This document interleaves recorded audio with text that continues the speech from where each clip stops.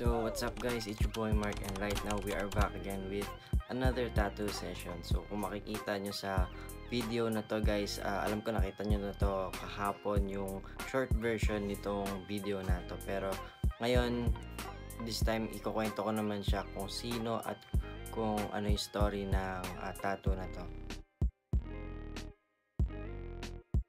So guys, itong piece na to is pinagawa ni Ate Nisha na kung saan katrabaho po natin to sa call center. So nag-i-start pa lang ako, nag-inquire na siya sa akin. So buti na lang ngayon na full time na ako, natuloy din sa wakas.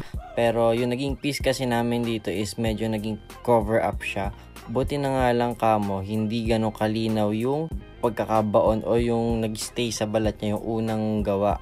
So, ang kinailangan ko lang remedyohan at i-compromise yung size ng sunflower. So guys, i-reveal na natin, ipapakita na natin yung before and after ng tattoo na to.